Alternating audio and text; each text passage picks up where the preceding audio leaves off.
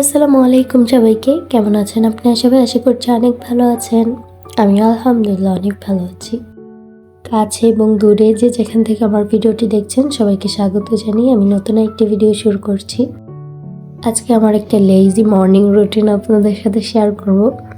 যখন আমি খুব রিল্যাক্স থাকি, আমার কোনো কাজ থাকে না, এক্সাম থাকে না, এই টাইমগুলোতে আমি যে কাজগুলো করে থাকি সকালবেলা টুকটাক সেইটুকুই আপনাদের সাথে আজকে শেয়ার করব।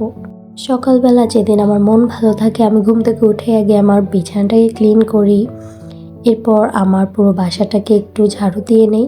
সবসময় তো আসলে ডিপ ক্লিনের প্রয়োজন হয় না, মাঝে মাঝে আগে থেকে ডিপ ক্লিন করা থাকে, তখন আরও বেশি রিল্যাক্স লাগে।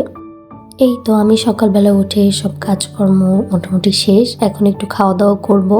তো খাওয়া দাওয়ার জন্য আসলে আমার রেডি টু ইট যেসব খাবার দাবার সেগুলো খাইতে খুব একটা ভালো লাগে না।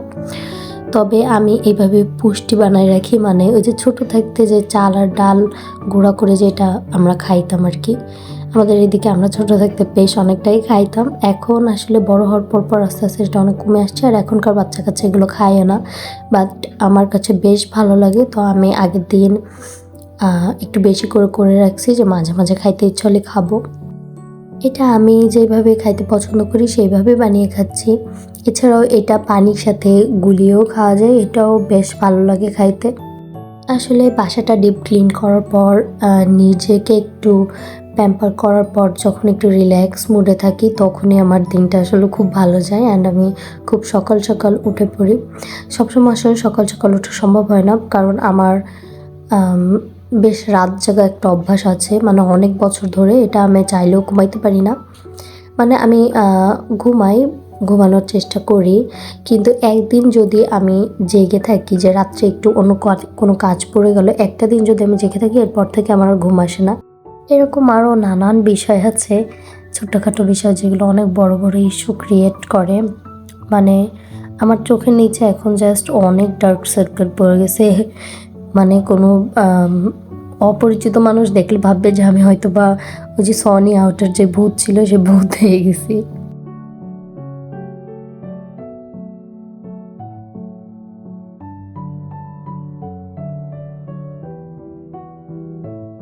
এইভাবে যখন ডিম কাঁচা পেঁয়াজ আর কাঁচা ঝাল দিয়ে আমি মাখানোর পর যখন ভাজি, দেখতে কিন্তু বেশ সুন্দর লাগে, অ্যান্ড এই জন্যই আমি এই ভিডিওটা রাখছি, কারণ আমার কাছে বেশ সুন্দর লাগে দেখতে।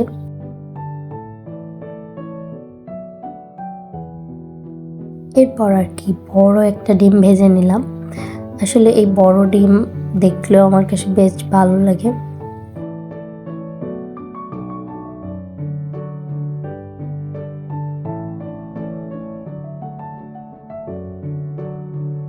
বড় ডিম দেখতে খাইতে সব কিছুই ভালো আছে, কিন্তু ওল্টানোর সময় আমার একটু হ্যাসেল হয়ে যায়।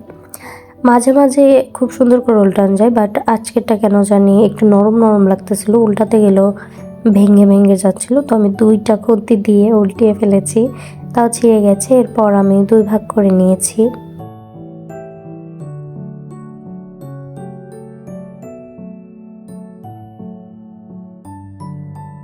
এরপর আর কি গরম গরম ডিম ভাজি আর খিচুড়িটাকে একটু সাইডে রেখে আমি একটু খিরাই নিয়ে নিয়েছি। খিরাইয়ের একটা সালাদ বানাবো খুব সিম্পল করে। এটার মধ্যে আমি মরিচ, পেঁয়াজ, টমেটো কোনো কিছু দিব না, আমার কাছে খুব বেশি একটা ভালো লাগে না সালাদ, তবুও একটু শশা খাওয়ার চেষ্টা করতেছে এখন। আর এই খিরাইগুলো, শশা বলে ফেলতেছি, সরি, এই খিরাইগুলো আসলে বেশ কচি ছিল আর ভিতরেও খাইতে বেশ রসালো ছিল।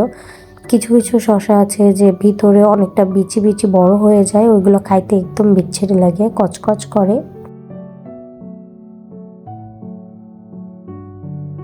খিচুড়িটা খাইতে আসলে অনেক মজা হয়েছে, আর সাথে ডিম ভাজি আর সালাদ তো আছেই।